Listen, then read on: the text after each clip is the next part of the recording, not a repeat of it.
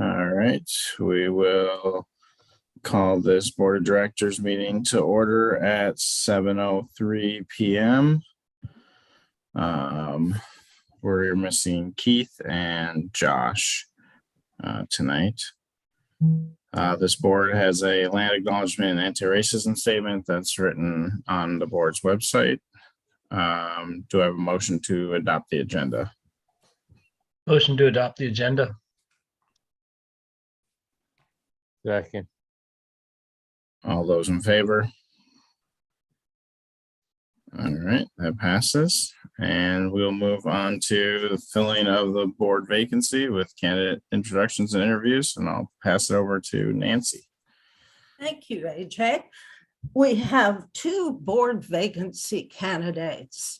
One is here to be interviewed, and the other is out of town on something long planned and sent a letter for me to read to you. So we'll start with Morgan Libby, who is here.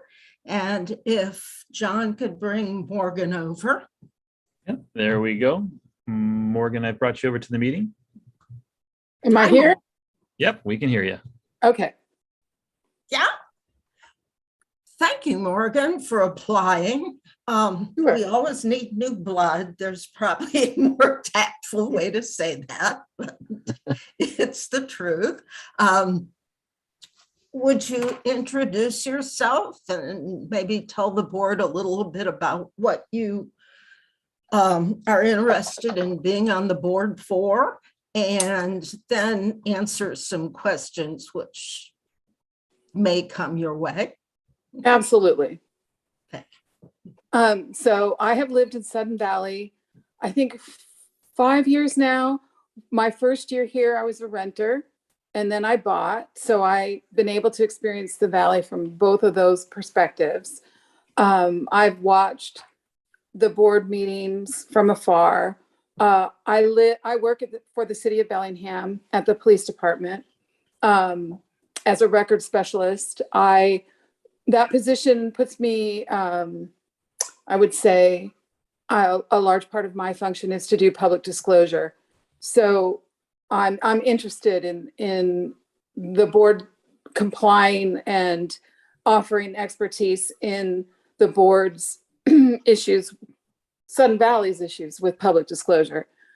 As a resident, I have sent one email to the board where I asked to review the contractor hours. I feel that those are, and this I recognize as my personal issues that I would like to see changed. It being a group of people, my wants and desires are certainly not, I mean, that is something I would like to see pursued, knowing that you're working with a group and a community, and maybe what I want isn't what is going to happen.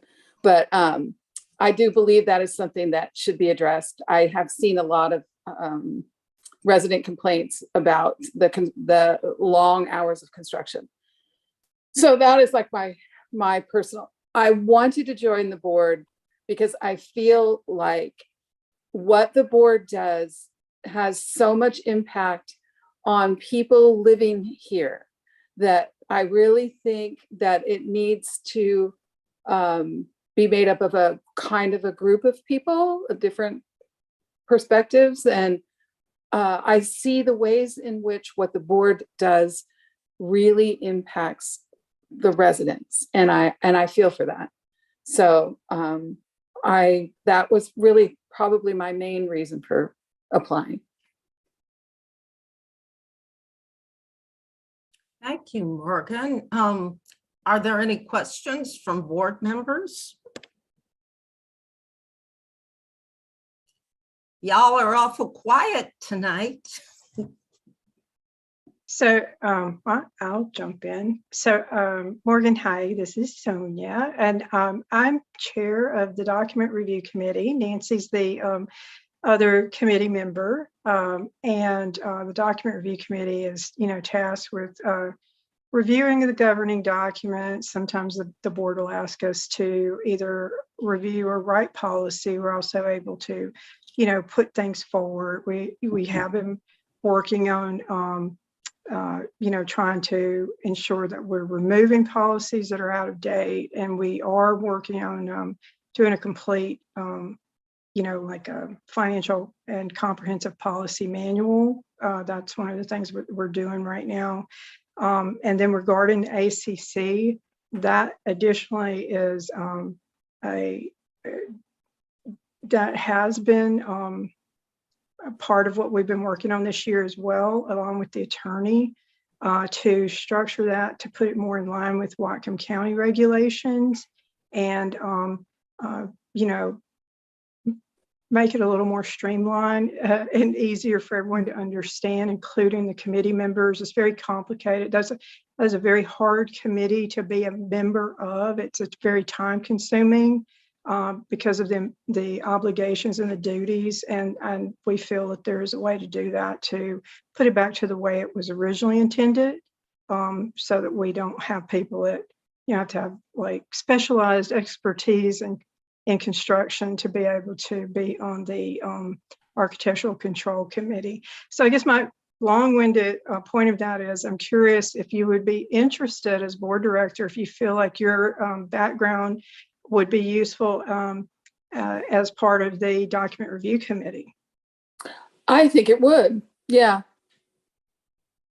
I think Yeah, it would too. I see a good pairing there.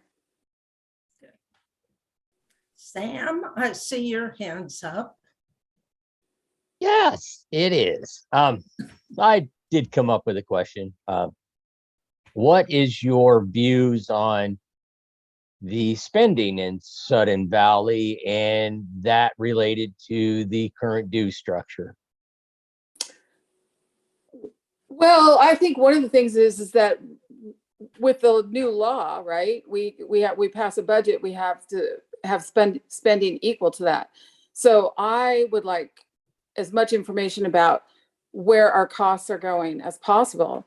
There's some dispute about whether or not we can, how much of those documents we have access to. I think obviously, don't spend more than you have. If you need more, figure out how to get more, but be judicious in your spending. Where can you, if you don't have what you need, where can you cut? Where can you streamline? Is there waste before you ask for more money?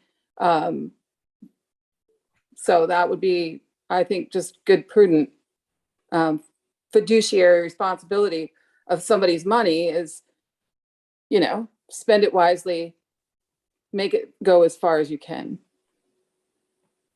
Thank you.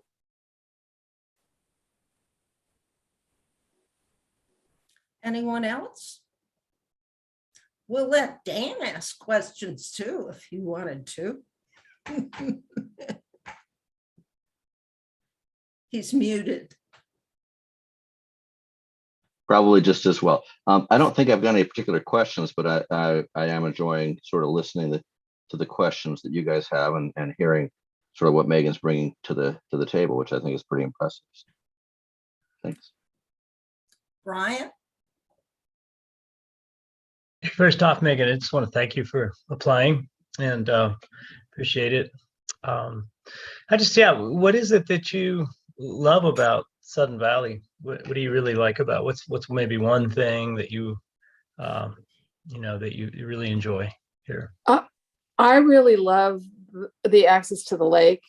When I drive home and I pass all the trees and the beauty, I never get tired of seeing that. It's not like I'm ever, oh, there it is again, yawn. I'm always, oh, there it is. I moved here. I love the darkness. So I love that we don't have street lights, and I love the quiet. There's so little ambient noise. You don't hear,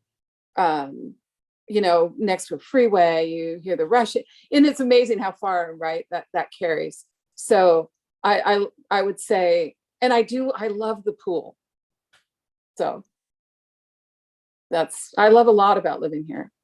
Thank you.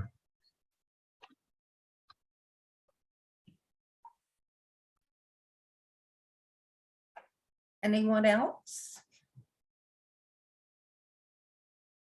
I have another question. So one of the things, as a board, this normally a volunteer board does not take up as much time as the commitment to this community, the amount of time that we have to put in. And is there anything that would interfere with you being able to put in the time that you need? Because one of the issues that we do have is that, we realize, especially in the summer, it's very difficult for people, to attend every meeting. People have their families and their lives. But the other thing is that a lot of times we'll have someone that, let's say they commit to chairing a committee, and then if they resign, the thing is that another board director who already has other commitments and responsibilities then has to take over that position. And it stretches us all really thin. And I'm just wondering, do you feel that you have the time to put in? And I just want to be sure you know what you're getting into. I have my granddaughter living with me. She's a teenager. So that's my family commitment, right? To a teenager. So yeah, I have probably more time than most people. I don't have a young family. I don't have, I don't play bingo or, I don't have other commitments that I do. So I work 40 hours a week. So. Okay. Thank you. And Dan, I don't know if you know this, but I worked for you for a month, I think, before I got the job at the police department. When Torhill was on vacation, I filled in your office as a receptionist before I got hired permanently by the police department. Dan, you're muted. You're muted, Dan. I was asking, and despite that, you still want to work here, huh? Actually, you're volunteering now. It's even worse. Yeah, it's even worse, right? No, I'm not even getting paid. No. But yeah, I think I had lived in Bellingham for 6 months when I started with doing that job. I got it through like a temp, and they're like, "Here, go here, do this job." Yeah. And it was such a great experience learning and seeing how the city worked from the inside out. And so yeah, I think that's funny. Yeah, that's I was, that was 14 years ago, so I looked very different. And so do I. Sam, your hand's up again. Yes, it is. Morgan, have you had any experience working around collective bargaining agreements, since we did sign a collective bargaining agreement for employees out here? What's your experience around that? I have quite a bit of experience around collective bargaining. First of all, I was a treasurer for about a year. As this City of Bellingham non-uniformed, non-professional employee, I am in a union. That union used to be AFSCME. When we were under AFSCME, I was the treasurer for our local. I went to international conventions and I went to local conventions for just our group, Council 2, and then the nationwide AFSCME convention, I went to that as a delegate. Since that happened, the members of the City of Bellingham that were covered by AFSCME have left and formed their own guild. I do not participate in that guild for my own personal reasons, but as outside of that, I was there when we bargained the last contract under AFSCME. As a steward, I represented employees in fact-finding disciplinary hearings. So I have had a lot of experience around collective bargaining. Thank you. That's very informative, interesting. Anyone else? Okay. Well, thank you, Morgan. Thank you. And John, I guess we'll move you back to the audience. Yeah. Okay. Take care of that here for now. Thank you, Morgan. All right. Okay, now Lori Robinson is the other candidate that applied, and I want to thank her if she ever watches this on YouTube. She was just unable to connect with either Zoom or a voice call for this meeting. So I suggested she write a letter to the board. And before I committed to read it, I wanted to see it because you never know when somebody sends you 5 pages of single space. And this is a very reasonable letter. So I will read it for you now. Hello, board directors. Thank you for allowing me to submit a written statement in lieu of attending the meeting on Thursday. My goals for SVCA. In my initial application, I wrote, I would like to bring unity back to the Valley, to research and verify compliance with state laws and our CCRs, and provide fair and balanced leadership. I have been an owner and have lived in Sudden Valley since 2004. There has always been differing opinions between homeowners, but with Facebook and other social media, the divide has become more diverse than ever.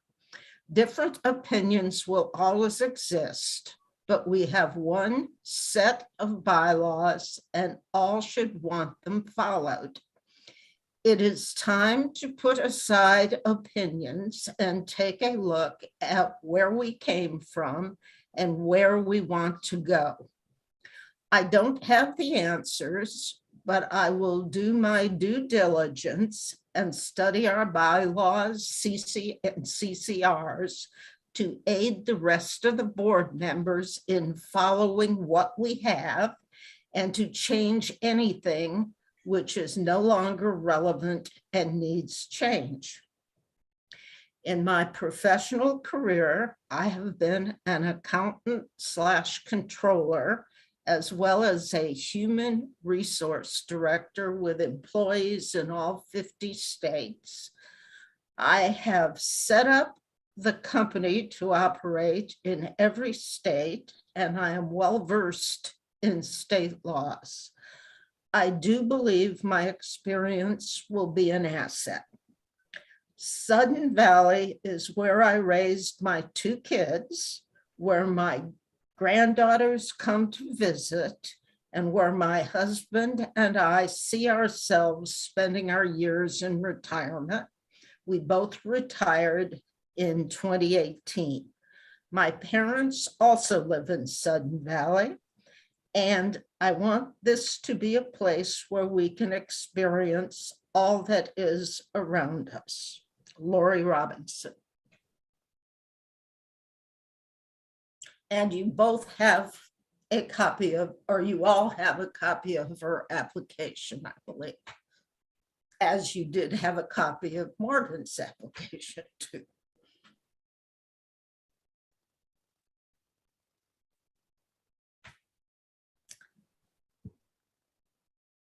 I really know nothing that I can answer questions on, but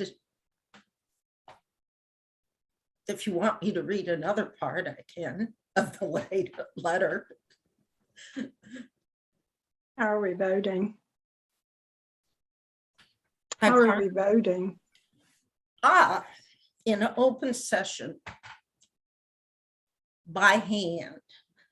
The bylaws from NNE say, let me find it, it's on page 23. Yeah. If voting is required, the candidate is chosen by a majority vote of the board members in open session. The voting process is handled by NNE. And then it goes on to talk about contingencies if there's not consensus, which would mean multiple applicants for a single post. That's not going to be a problem here. So if there's no objection, we'll just do it by a show of hands. Is that acceptable? Yeah. Do we need a Okay. show of hands to approve?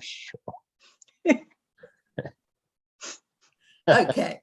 I expected howls of protest, Sam, if somebody didn't like that. And you're all quiet, so that's approval. I guess I'll ask for a show of hands since Morgan interviewed first. Who would prefer Morgan for the board position, and then ask for a show of hands for those who would prefer Lori or vote for Lori for the board position. So all those who would vote for Morgan Libby, raise your hand. Okay, 1, 2, 3, 4. Kanu, are you voting? Okay. All those who would prefer Lori Robinson. 2. I counted 2 to 4. I think Kanu may have stepped away with the baby for a minute. So, yeah, 2 to 4. Well, in that case, if it's 2 to 4, it wouldn't make any difference. Either Hi, way. guys. Sorry, I was on mute. Sorry. I'm on my phone rather than my computer, and it's clear that I don't know how to work any device. I was voting for Lori. So sorry, Nancy, that I couldn't speak earlier. You were voting for Lori. Yes. Okay, so it's 3 to 4, and it's Morgan Libby. Okay. Thank Great. you. Wait. I'm really embarrassed. The first candidate who spoke, her Is name is Morgan. right. Her name is Morgan Libby. The letter I read was from Yes. Lori Robinson. Apologies. I meant to vote for Morgan. I think I got Libby and Lori crossed only because Dimitri was screaming in the background. So forgive me. My vote is for Morgan. So sorry for the confusion. Okay, thank you, Kanu. Really And sorry. screaming babies kind of do that. Yeah, they distract you. Yes. Thank you. Okay, so what is that, 5 to 2? Okay, Would you like me to bring Morgan back over? Yep. yes. She will now be. Okay, there you go, Morgan. I've gone ahead and actually brought you in as a panelist, so your camera will activate when you come on over, just to give you a heads up on that. Or it's supposed to, at least. Looks like it's. Hi, Morgan. Hi. Congratulations, you're a Thank you board so- member. Thank Hi, you so Morgan. much. Morgan. Welcome to the forward board. And I'll give it back to AJ now. Okay. I don't know if you have it, Morgan, but the agenda is on the website, so you can pull it up. Yeah, I think I can do that here.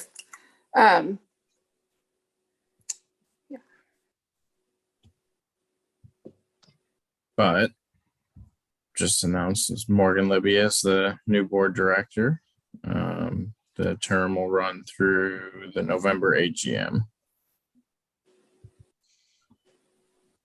And we can move on to announcements. Do we have any announcements?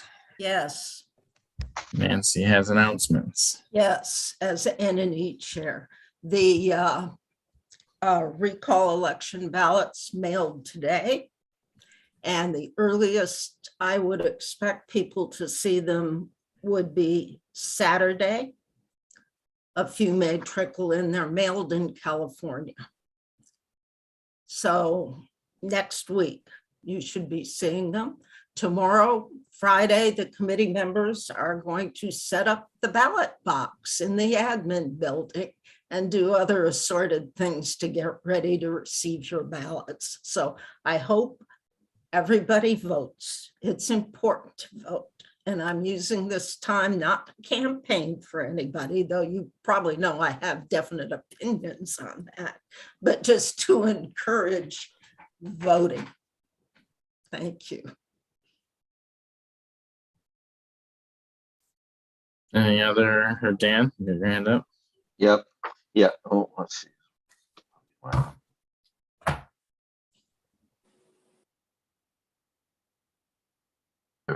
There we go. I just have two announcements that are timely, so I wanted to get them out. The first is just to let anybody watching know that the rec center parking lot will be closed Friday, July 15th. So that's this Friday. It's going to be closed at 6:30 for cleaning, and then the pavement markings will be applied once it dries out at around midday. It's going to be reopened as soon as possible after the markings are complete, which will hopefully just be an hour or two after it's painted. So hopefully by late afternoon, in time for whatever afternoon rush there is of folks that want to go swimming. Access will be available to the library and adult pool for pedestrian walking, but there's no parking available until the lot is reopened, as this parking lot will also be painted. When finished, the lots will be smoother and allow for the orderly parking of more vehicles. So just thanks to everyone for their help in getting this done as smoothly as possible. The second announcement is just that a burn ban is taking effect this Friday morning at 8 a.m. due to warm weather conditions ahead and decreasing fuel moisture levels. So just want to let people know that if they want to get more information, they can go to our website. We've got links to what the fire marshal put out. But starting Saturday, burn ban in effect. Sonia?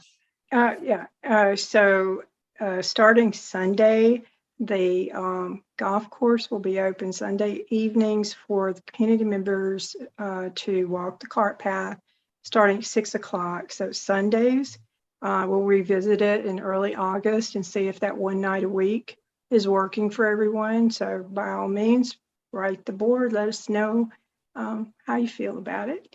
And but it'll be Sundays, I believe at 6 o'clock, it'll open up for the community.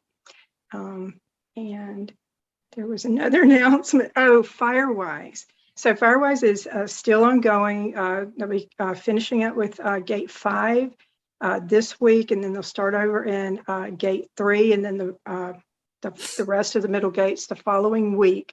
So keep an eye on the Sudden Valley website. And also you'll see gate signs to let you know when they're coming into your neighborhood. So be prepared. Sandy?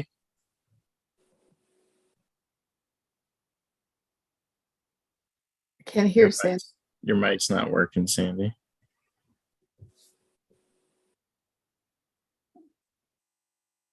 Must have a separate mute somewhere.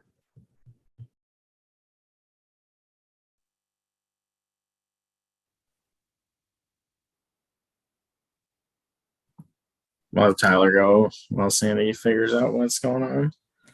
Just had one quick clarification on Dan's announcement. When the rec parking lot is closed tomorrow, there will be alternate parking down there and signage directing around. So none of the pools or the library will be blocked. There'll just be a little bit more walking required for half the day tomorrow.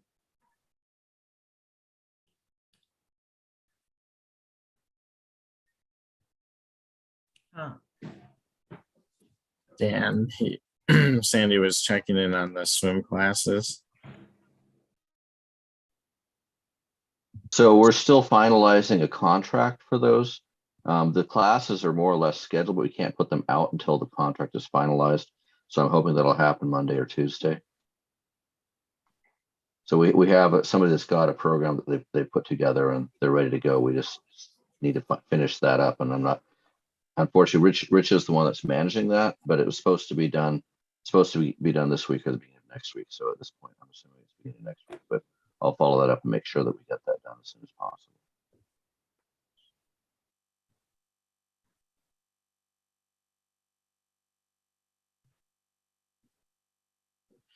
Any other announcements? I have one more. Rich is not here tonight because he got married today. So Yeah. congratulations, Oh. Rich. Yay.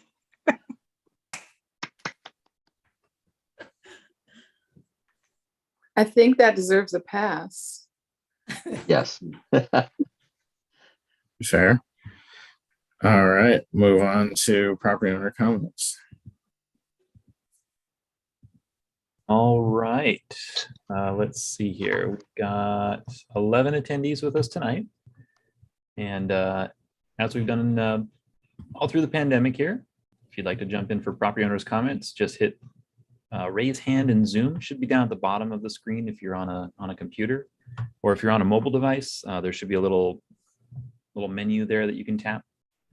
I'll pop open a few options. Raise hand will be one of them.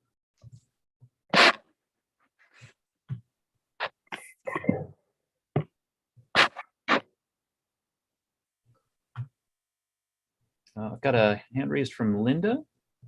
Linda, I'll go ahead and bring you over here. If you could unmute and give your name and address, please. Can you hear me? Sure can. Good. Linda Bradley, 5 Wisteria Lane. I have 2 questions about the capital memos that are going out this evening. One is on the Barn 7 Foundation removal project. That says that it's supposed to come out of SURF, but the number that it references is out of the road reserve, not the SURF. And there's still $34,340 left in that account. So I'm not sure if anybody's taken a look at that, but I don't know why you've switched. And are you just going to leave that $34,000 dangling over there? And the other question I have is, you have the Agave kitchen repairs up now, and that's set to come out of the UDR. Shouldn't that be coming out of SURF? Those are just my 2 questions to answer for you guys to look at and discuss when you get to those 2 memos, and that's all I have. No, I'm muted. Sounds good. All right. Thanks, Thank Linda. you, Linda. All right. I've gone ahead and moved you back to the attendees here. It sounded like those questions were for later in the session here. Yeah, we'll be talking about both those things tonight, so. Cool. Well, still got a little time here. If anybody wants to jump in for property owners' comments, just use raise hand in Zoom.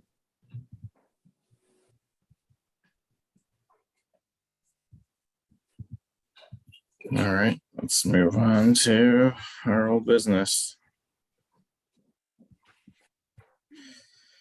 All right, first thing up on the business agenda tonight is the 2022 road and drainage NOA project contract award. So I'm gonna actually pass these over to Tyler to talk about. Okay. So this project previously went in front of the board on May 4th of this year, requested an approval for the funds to do the design and analysis on it. And then I'll just go ahead and read the little scope letter that I put together, because it kind of bullet points it for everybody if you haven't had a chance to look through it all.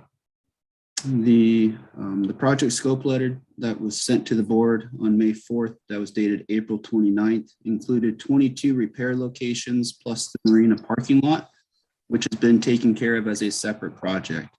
Additional locations were identified after May 4th project approval for design and permitting. These additional locations were identified through complaints coming in after April 29th, or with needing to expand the repair scope during design walkthrough. This contract would repair roads and improve drainage at 58 locations throughout Sudden Valley. And with what we submitted, there's an attached spreadsheet that shows each of the repair locations along with what's proposed at them. Some highlights of the main things that'll be completed is ditch cleaning for approximately 3,800 feet. With this, that will protect the edges of roads from eroding and prevent water from overflowing onto the road, creating other issues. Fixing additional asphalt repairs. Existing culverts will be cleaned and replaced where a few have failed. At each location, this will prevent water from backing up. That also is creating other issues. All work is proposed to be completed under Sudden Valley's programmatic permit with Whatcom County. That has required us just to submit a notice of activity, and that has been submitted to Whatcom County.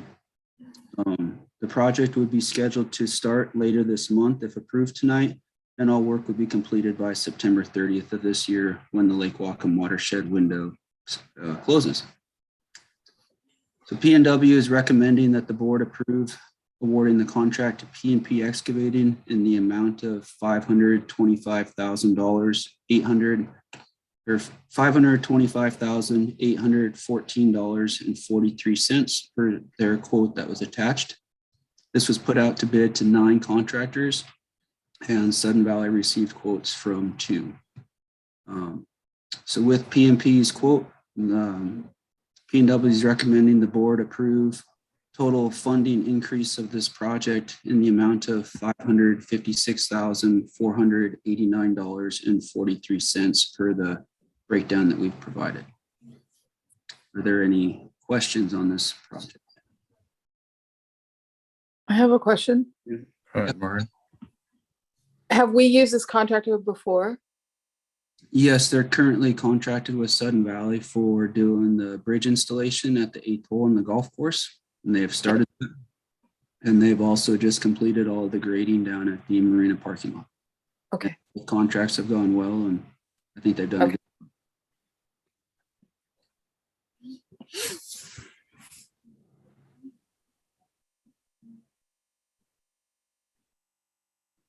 Sonia? So by doing this, this will catch us up on all of the deferred projects, the ones that have been deferred over the last several years. This will bring us to current by doing this, or where That does is this leave us? correct. For all the known projects that Sudden Valley has received complaints about, to my knowledge, we've encompassed all of those along with a few others. I have one more. Some of those go back quite a few years. Awesome, thank you. I have one more question. Go ahead. Does the spreadsheet rank or rate the different projects by either, I would think time-wise, like which ones you're going to address first, or are they just listed? They're just listed on that spreadsheet.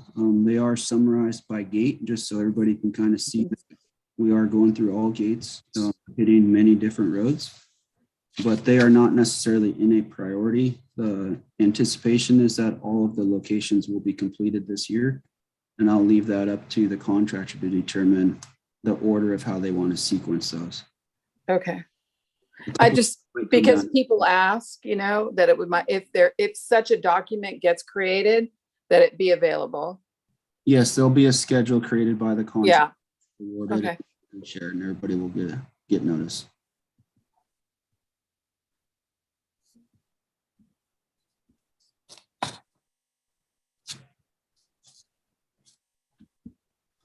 Any other questions? So there's kind of 2 actions the board would be taking. Allocating additional funds as a change order to the design portion of this project that we already started, and then awarding contract to the low bidder, P&P Excavation. So I guess I'll make a motion to approve additional project funding from the road reserves for roads project 9922.5 in the amount of $556,489.43 per the below breakdown, which includes the amount that will be awarded for the construction contract. Second. Does anyone have any questions or discussion further on the allocation of additional funds? Tammy. You're muted. Thank you. It's not so much about allocation of different funds, but I'm just noticing that every time we do the marina area, somebody comes ripping around and the work that was done has already had some damage to it. Is there any way we can possibly look at, a date at night to stop that? Because we have to keep repairing that all the time just because someone thinks it's fun to rip around in there. It gets kind of expensive. Plus, it would help with parking later on, as far as keeping people that don't have a business down there out, keeping people out at night. There's a lot of things that I just noticed that it's been ripped up already. So some of that is actually on security, and that's also has to do with I heard you reference the fact that it's expensive for us to keep repairing. We haven't been doing that in the past. So, from what I understand, Dan is talking about implementing, they're going to be looking at cameras. This keeps happening. There will be charges against those people that are doing that for vandalism. They're damaging a lot of things down there. It's just started, and we'll take action against them. And so I know that he's working with security. I'm speaking for you, Dan, because you weren't talking, but they're working with security and Tyler to determine how best to, address that issue, whether or not it's a gate. But the main thing is actually enforcing on the security side. We have plenty of cameras down there. They are being seen. And at some point, they're going to get charged for it. And security, from what I understand, was called, but by the time they get down there, well, I don't think they really addressed it very quickly anyway, but by the time they get down there, people are gone. So we do have footage. I don't know what we're going to be able to get out of that, but we're going to try to get what we need to pursue the current events. And we're also in the process of getting a new vendor where we'll get some upgrades to some of the cameras, so we'll have better vision on some of those places, so that will allow us in the future to not have any questions about who is causing the problems. Whether there's other solutions that need to be implemented as well.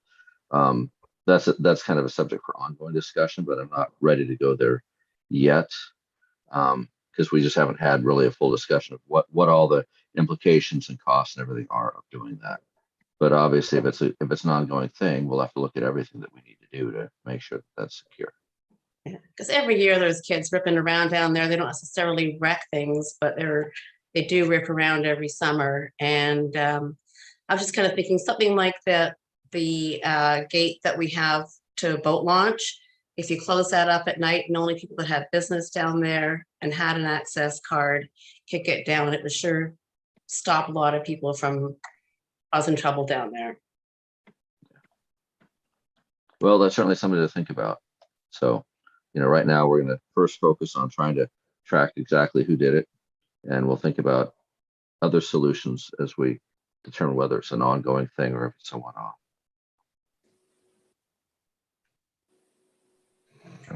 Sandy, do you have? Okay, Sam. Yeah, it's I agree. I've seen cars down there, and there was some kids driving around there slinging rocks all over boats and cars at one time during the day. That's the thing. But the other thing is, yeah, I agree that having a gate, you show a pass card, but then we kind of need to include stargazers and folks that we would think, okay, they don't have business because they don't have a boat, but there is stargazing. I've been down there before and looking through telescopes, seeing other people doing. There's a lot of stargazers and people down there. So it's more than that. So it can't leave out all the residents. It's more so than just the boat owners, because the boat owners, it's like we don't want people out there on those docks and messing around with the boats and doing things at night, because there's nothing going on them except for trouble. still bear in mind that there is other people that use that, whether they're going down there sharing a cup of coffee or whatever they're doing. It's like there's other people that use that besides boat owners.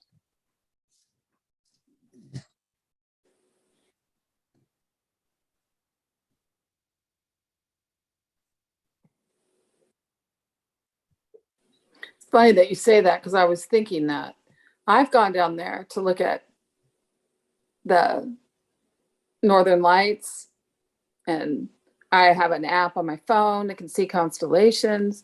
And so I think you raised a very good point about keeping as much community access as possible. There was a buck moon last night. Yeah. All right, well, we'll have to continue with that discussion, I think, here at a future board meeting. So the question on the table is to allocate the additional funding of $556,489.43 as a change order to the 2022 roads and drainage NOA project. So call the question then. All those in favor?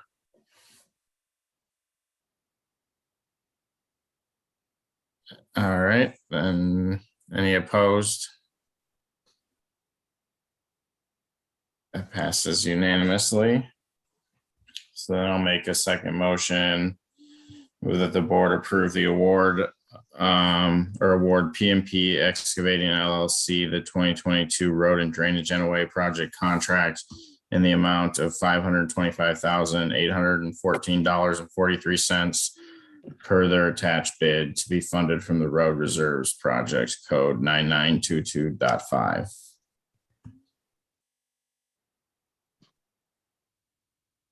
Second. All right, so Tyler did a whole award prior bid process, and PMP is a low bidder, so not a whole lot of discussion really here. I'll call the question. Motion was just stated. All those in favor of awarding PMP Excavating? Any opposed? And that passes unanimously. All right, we'll move on to Southern Court update and pass that over to Tyler as well. Okay. I prepared just kind of a one-page summary as to where we're at on that road and what's taken place in the last 6 months. So for those of you that haven't had a chance to read it, I'm just going to go ahead and read that off.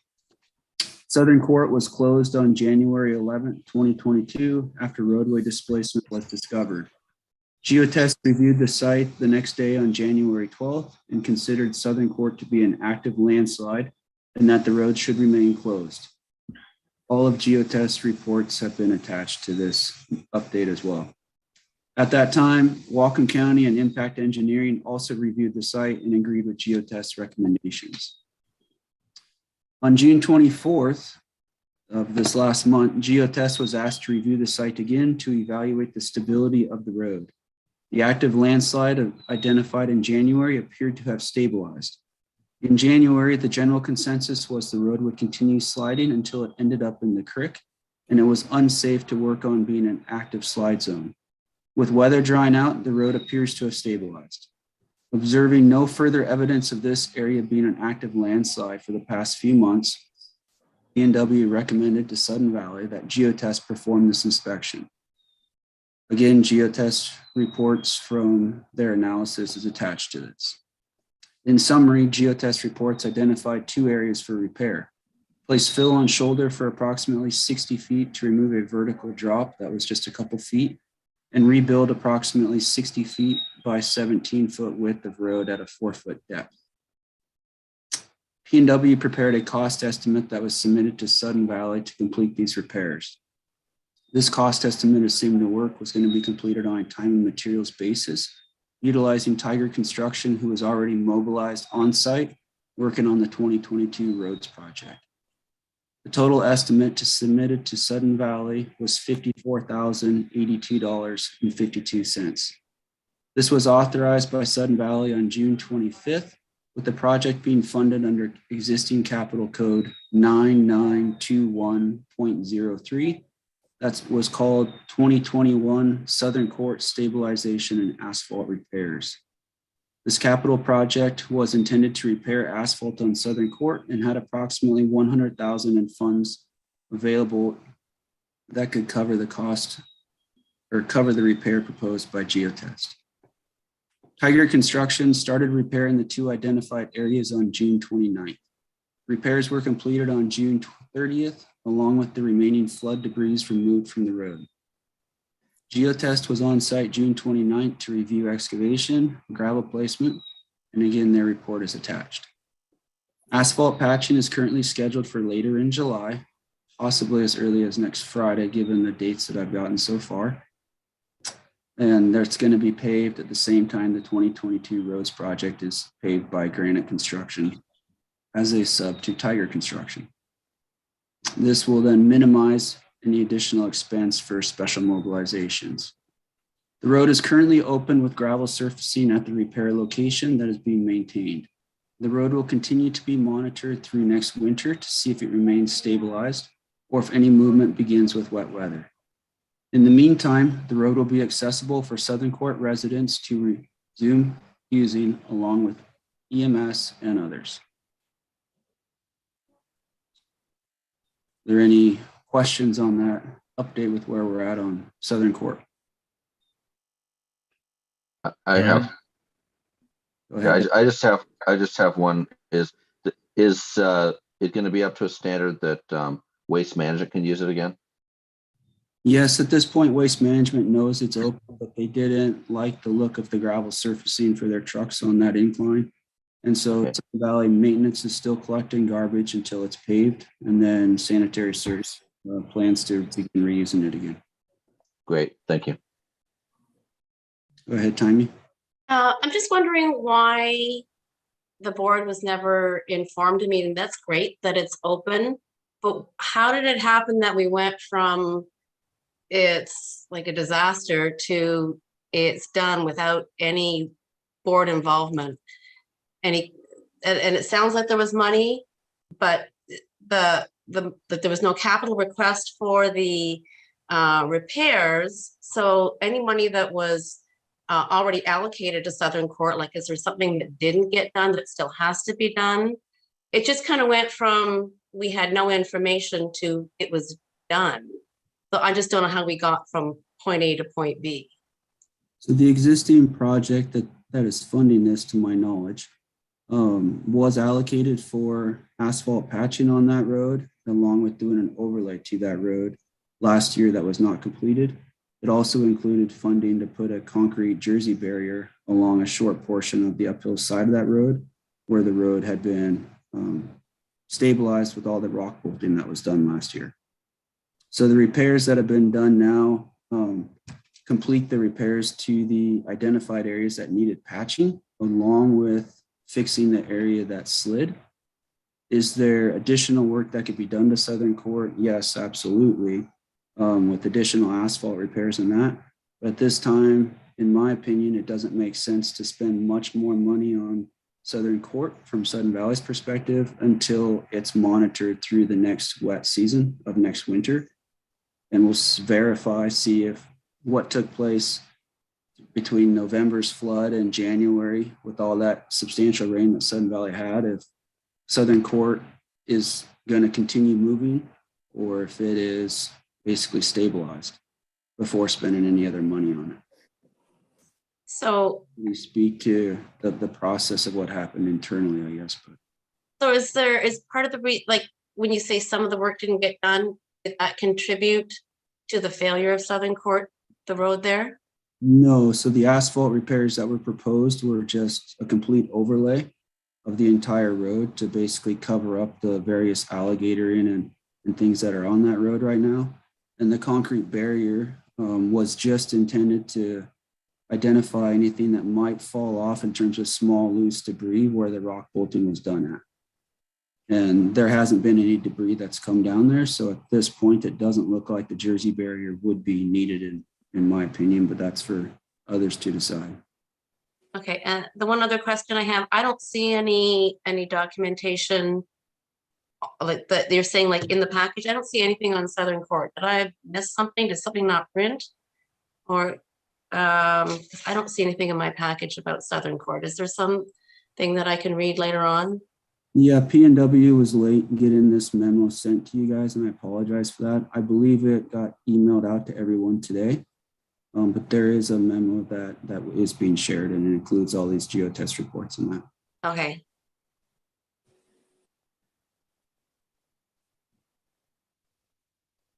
Yeah, this is, I mean, at Whatcom County, we've had a number of landslides that occurred with the November flooding, and we've been kind of monitoring them over the winter, and we just ended up repaving South Pass Road, which had failed in a similar fashion to Southern Court here, just like a month ago or so. You know, and then you just kind of keep monitoring that. Yeah, I think it's a road that just going to have to continually be watched. Tyler sent that memo around 8:50 timing in the morning, so you can check your email. I checked, I didn't get it, but maybe it's in my spam or something. I did not see it. So we had some problems with several people's mails were bouncing back and everything. So I'm going to resend it because Nancy, even the full packet kept coming back on us, just the board agenda. So let me see. I'm going to resend it right now. Sometimes And the just attachment file could be too large. Well, more generally, there was some problems with Comcast this morning. I don't know if John can speak to that, but I remember we got an email internally saying it looked like there were some problems, and then maybe an hour later they said it looks like they got them fixed. So yeah, we had them up here, didn't we, Brian, all afternoon? So yeah, I know what you're saying. Okay, so I resent it. So if you don't, if it doesn't show up, just let me know. Okay. Sorry. I almost emailed everybody to check and see if they had the agenda packet and everything and the Southern Court edition, but I didn't. Sorry about that. I had the updated package, but I didn't know there was a update of the update.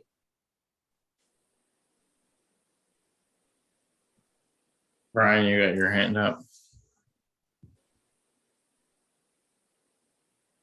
Actually, you just meant to say that about the email, but so I guess I could ask a question though. So the money we're spending now, Tyler, is a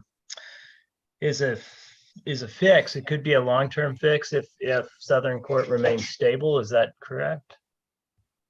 Could be. What we're doing now is definitely a fix. Will this fix solve the issue at the one area, the 60-foot length area? Will depend on if the road starts to have any movement again.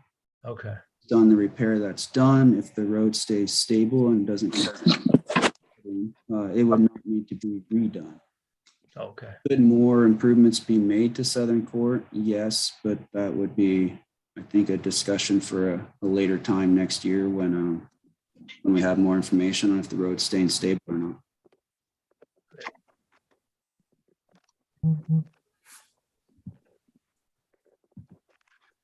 All right. Any other questions on Southern Court update?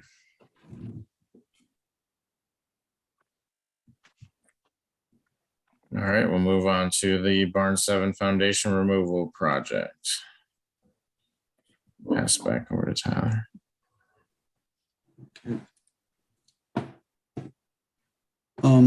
Within your guys' agenda packet, P&W has provided a contract award letter for the Barn 7 foundation removal project. In 2019, Sudden Valley created capital project code 9919.07 for the removal of the Barn 7 and Rotunda foundations. The Rotunda foundation was removed in 2019 and Barn 7 was deferred to later. Attached with your agenda packet is the project scope letter that was dated May 13, 2019 for your reference. Removal of the Barn 7 foundation was put out to bid and bids were received from 5 contractors on July 8.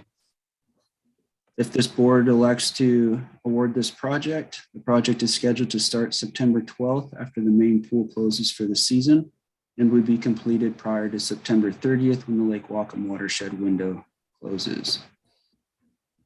P&W is recommending the board approve awarding the contract to P&P Excavating in the amount of $51,982.48 per their attached quote.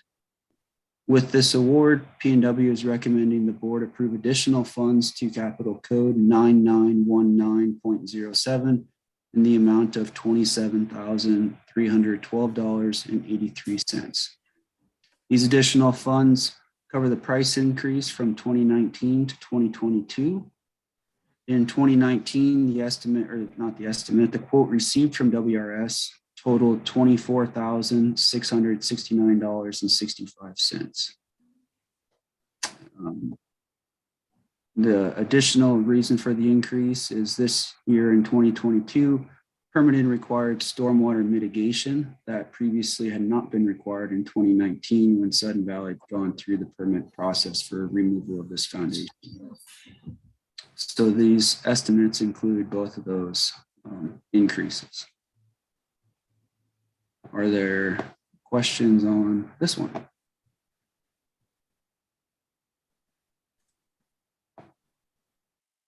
Amy? The only question I have, and Tyler, I think you're doing a good job for Sudden Valley, so I don't want you to take this for anything different than it is, but we do have a general manager and an assistant GM, and so this question isn't directly to you, Tyler, it's to the rest of the board. This project is a fairly straightforward project, and I would think that someone like Rich could be handling, getting quotes for this and for the next one that we're going to talk about, Agave. I think you bring in contractors, and I don't think we necessarily need Tyler's expertise on that. And I guess my question is, why with a GM and assistant GM are we still outsourcing project management on some fairly simple projects? I mean, the foundation's either removed or it's not. You bring in a contractor, they give you a quote, we look at them. It seems fairly straightforward that we should be able to handle in-house. So why are we not doing that? I think it's kind of a topic of question not related to what we're actually discussing. Well, it is. It's also but a little you're actually doing it towards the vendor that we contracted as our project manager. This is his job, and these projects were actually put into motion before Rich was ever hired. Tyler's been dealing with these before Rich was ever an employee of Sudden Valley, and he has oversight and ownership of these projects. And you're implying that they're really simple, basic projects, and they are not, especially not the Agave kitchen. 100% not simple at all. It's very complicated. There's a lot of there's a lot of complex systems in there, codes, legal issues. There has been nothing simple about that. And there was absolutely no way that a brand new employee could have come on and stepped in and handled this. It's just absolutely, it would have made no sense. Rich's position as an ops manager, first of all, he's still cleaning up our administration. There's still kind of like wobbly a little bit over there that still needs work. And also overseeing all of the departments. There's a lot of managerial aspects to this association, but project management is a lower down on his list of things as far as his onboarding goes. It's not as simple as just getting estimates. Okay. Part of it, you've answered my question in that, Tyler, and again, Tyler, this is not directed at you, and I don't mean anything against you at all. If Tyler was already involved in that, then that answers my question. That's fair enough. If he's already done the groundwork, he should carry through with the project. But I think it's a fair question, and I think it's a question that other people have as well. We've never had a general manager and an assistant general manager. So to be insulted by my question is unfair. I think it was a fair question. And if that was the answer that he was It's a involved, separate topic. Maybe we should have a separate board meeting and discuss the topic of how well are our general manager and our ops manager performing and our department heads. That's a separate conversation from this. I don't one. necessarily think it is. I think it's all part of why are we still doing that? And then we can answer the question. It doesn't have to be an argument, Sonia. It can simply be a discussion. I'll just throw in my 2 cents as someone who does the same type of job as what Tyler's doing for us, like managing multiple projects at a time on different aspects and different disciplines of construction and stuff is not something that Rich is going to be able to just do as a brand new employee who is also in charge of running the day-to-day operations of stuff. And Rich and Dan still have departments to help run and everything like that. I have a boss who's an engineering manager. I manage projects. I have a boss above me and a boss above him and a boss above him and a whole council above that person. So it's, not a really atypical structure. And it's good to have someone, who's familiar and does projects in the area and has that expertise when we're juggling a number of projects at the same time. I think it's important to note too, I'm just going to say this, that, Tyler, just like during the flood, Tyler was on scene during immediately the same day as that flood hit this association. He came out and was out here. He's the one that immediately got the engineers. We got engineers from all disciplines out here before Whatcom County had their engineers showing up. And it was because of his fast response. And he's repeatedly done that. We can always count on him. And I am not, I think that we have done as well as we have, and these projects are coming in at, they're very cost efficient. And if you go back and you look at the amount of money that we've spent on projects in the past, or on just design work for projects that are never completed, he's bringing projects that have just been deferred, and he's bringing them to fruition, and so that we're catching up on this. And he's doing it in a very cost-efficient manner, staying within budget. I'm very, very pleased with his professionalism and what he brings to the table. And I think it's a smart move that we have a project manager that's devoted to these capital projects. When he said, have your hand up and then. Yeah. Go ahead. So when he says that we added stormwater work to the previous permit because it had to be added. I think once you layer in stormwater to a project like that, you're adding a level of complexity that you don't want to mess with, because stormwater abatement, if not done properly, can be costly. There's penalties involved if you're not doing it right with the county, with Department of Natural Resources, Department of Ecology. I think having somebody who knows what they're doing, managing that is crucial. So maybe before the stormwater portion was added, seemed a simple project, but it certainly is not now.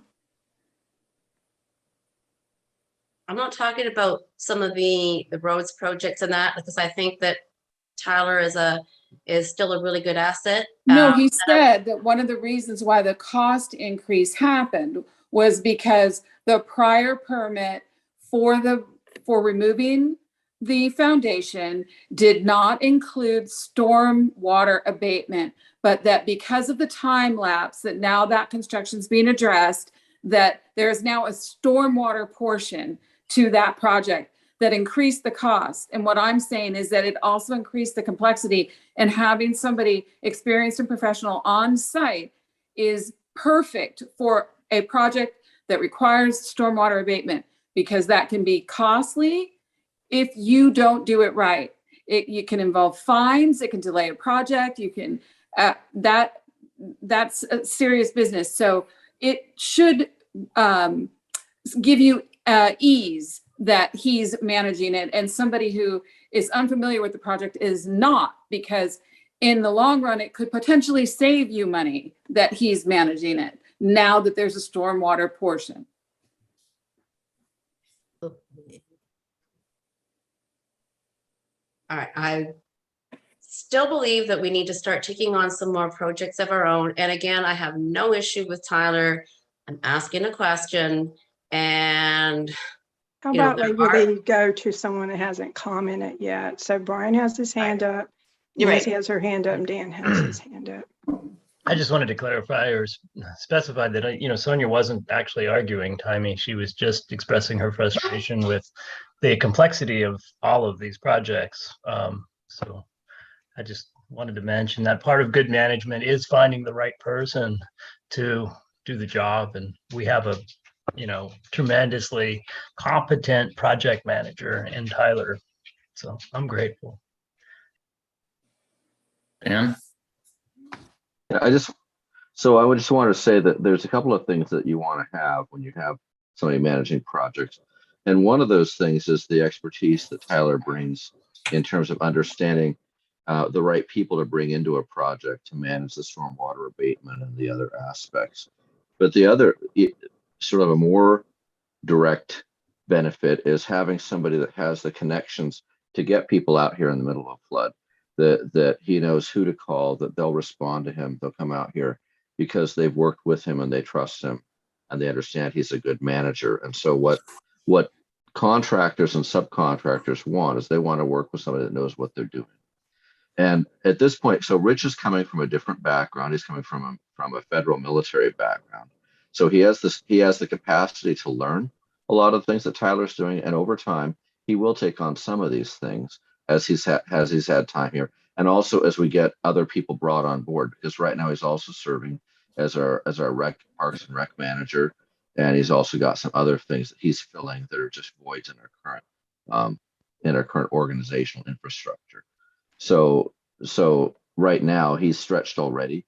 If he was trying to do things that he doesn't have full competence in because he doesn't have the connections, he doesn't understand the state rules that are applying, or the county rules that are overlaid on the things that we have to do, it would just be a challenge for him.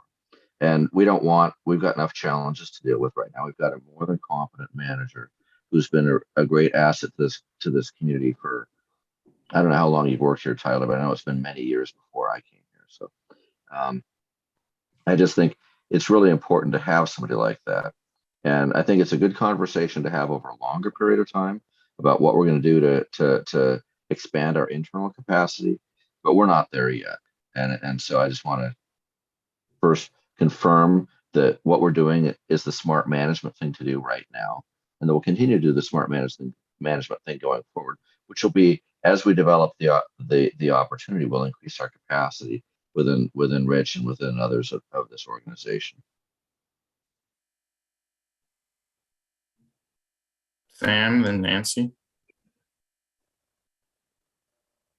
I think Nancy was up first. You go, girl.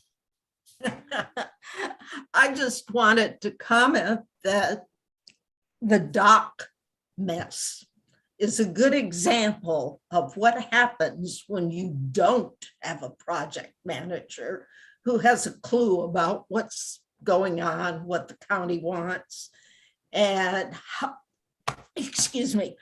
to fill out permit applications without faking the data. So, yeah, we want someone who's or when you try to competent. take a shortcut. I just want to add that, because that was the genesis of that was somebody's trying, the former GM and some others were trying to save money by doing things on the cheap and frankly lying to the county, which is a felony, or at least I think it's a felony if it was fully adjudicated. So again, you have to be careful not to try to save. Dan just muted himself. I They just probably said accused that. somebody of committing a felony. Well, I just said it's, we should not make the mistake of being penny wise and pound foolish in this, I guess is what I'm trying to say. That's all I wanted to put out. Go, Sam. Sam, Where are we on tonight's agenda? Are we rolling now again? we're about to make a motion to add money to the Barn 7 project and award a contract to do the work. So to get kind of back on track, I'll make the motion. I move that the board award PMP Excavating LLC the contract to remove the Barn 7 foundation in the amount of $51,982.48 per their attached bid to be funded from the Roads Reserve Project Code 9919.07. Second. Does anybody have any concerns about the award of contract to PMP Excavating? Somebody does, but they're not articulating it very well. No objections here. We'll call the question. All those in favor? That passes unanimously. So I'll make a second motion that the board approve additional funds to Capital Code 9919.07 in the amount of $27,312.83, which includes the amount stated in the motion for the award of contract to PMP Excavating. Note on the motion is that 9919.07 already has funds available and does not need to be increased by the full amount stated in the contract award motion.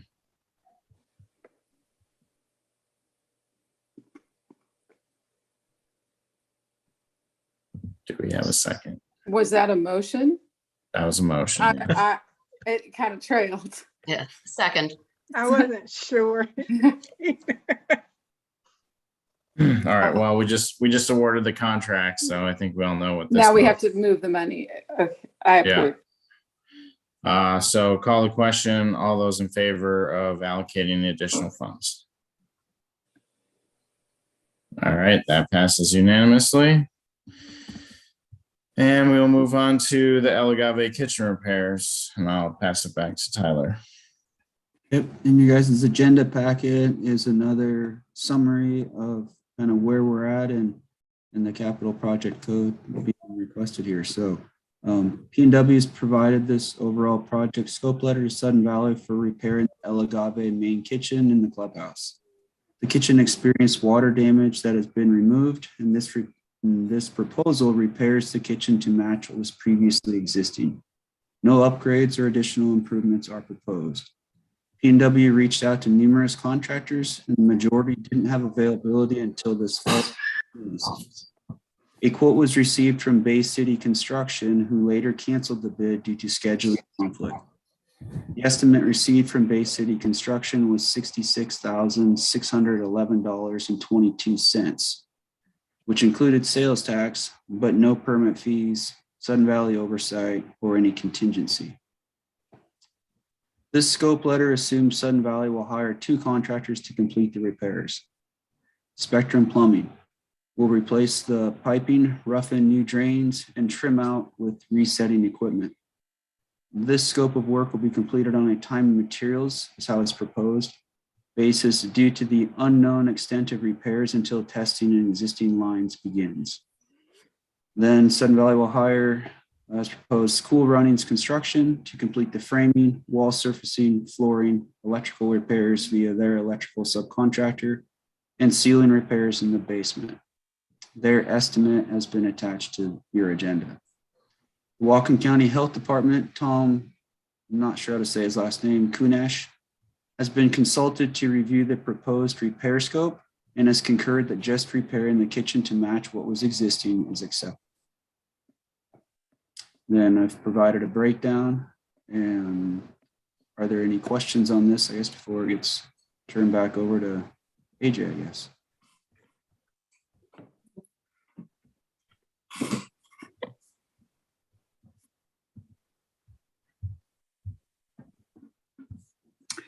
I have a question, Go ahead. if now's the time.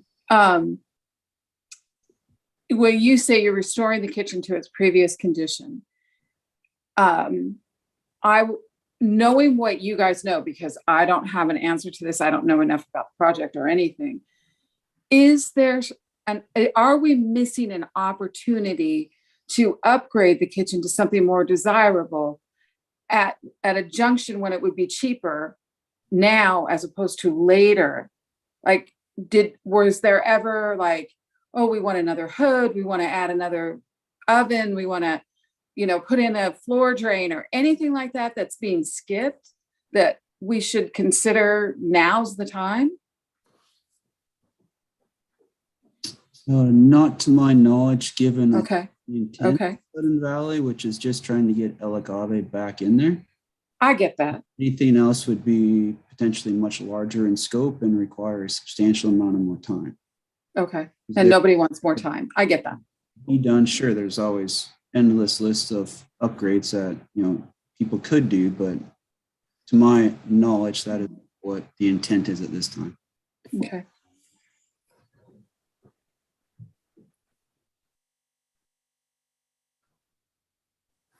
Yeah, I think with some of the getting quotes and stuff and struggling to get contractors in, and not in our best interest at this point to continue to try to wait.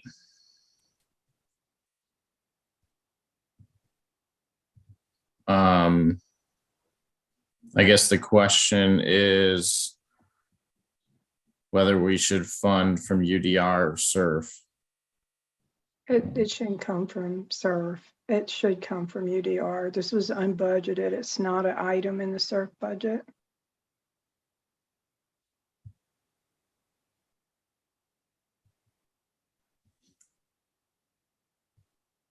All right, well, I'll make a motion to approve funding in the amount of $76,058.40 from the UDR reserves to complete the repair of the water damage in the restaurant kitchen area.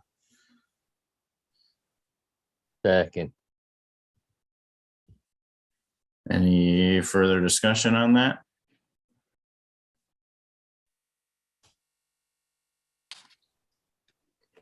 All those in favor then? All right, that passes unanimously. And I think that is the last item on our agenda for tonight. Thank you, Tyler, for being here. Appreciate that. Tyler's. Do we need to do a motion to award contract or allow contract to Cool Runnings for their proposal? Yeah, just a second. And then Spectrum Plumbing as well?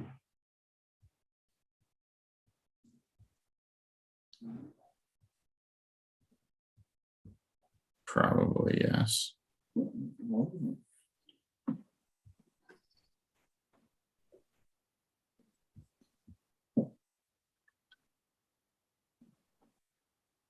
Do we have?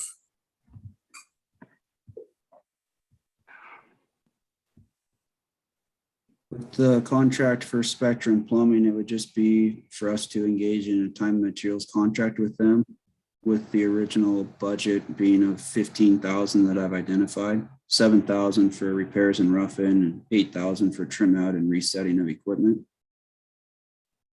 And then the Cool Runnings contract is actually included in here as backup with the 29,376. And then on my cover page, I've included an allowance of buying $5,000 for the tile purchase, which he was still trying to source matching. And so that cost of materials wasn't included in his quote yet.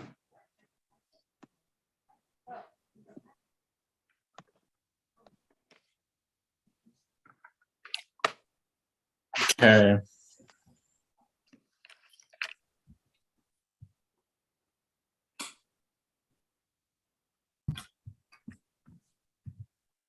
Sorry, I'm trying to figure out what exactly the numbers are that I'm saying.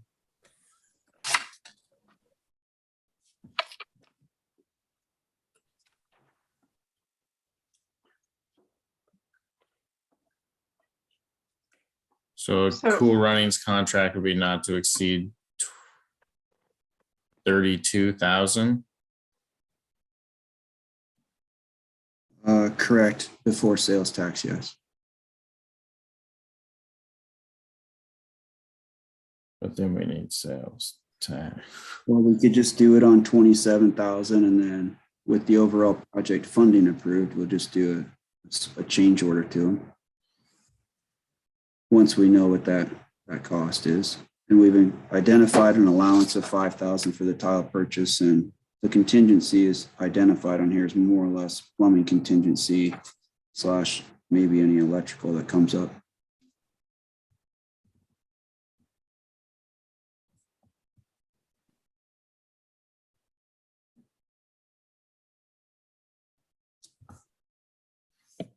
All right. Let's just do.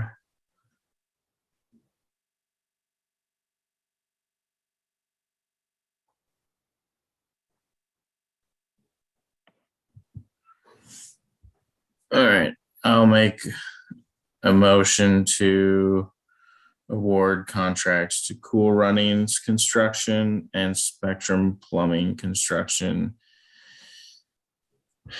in the amount of 32,000. Wait, hold on. The amount of $32,000 for Cool Runnings and $15,000 for Spectrum Plumbing Plus sales tax on both. plus sales tax. Second. All right, all those in favor? All right, that passes unanimously. All right. All right. Thank you, Tyler, for catching that. We'll move forward with all of those projects then. And that Tyler, is I just have one more question before we go. There's been a lot of talk, and there's a lot of political dissent right now, and there's been a lot of talk about this project was deliberately delayed. Have you found, is there any evidence of that, a deliberate delay of any kind?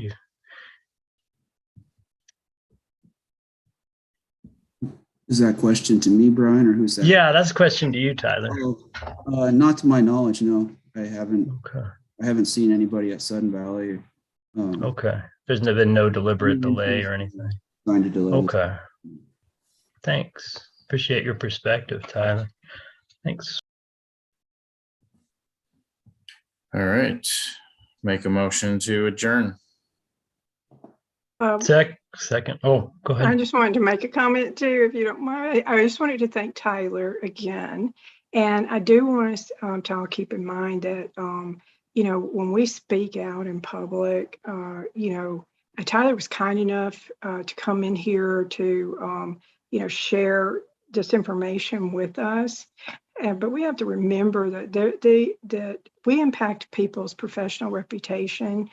We have this is an ongoing problem, even with our staff, where it gets caught up in political or opinions and everything. And, these actions have the potential to harm lives. And so we need to keep them in context and in the appropriate locations for those conversations. So I just want to thank Tyler again for always being awesome and for your professionalism, because like I said, he has delivered always on budget or under. We always count him. He always tells the truth. And we are all very, very fortunate to have a project manager like him working with us. So thank you. Yeah, thank you, Tyler. And I just want to make sure that Tyler knows it is absolutely nothing against the work that you're doing or nothing against you. You're doing the job that you're asked to do. and it is appreciated. So it was not aimed at you, my comments, in any way, shape, or form. Right. All those in favor of adjournment?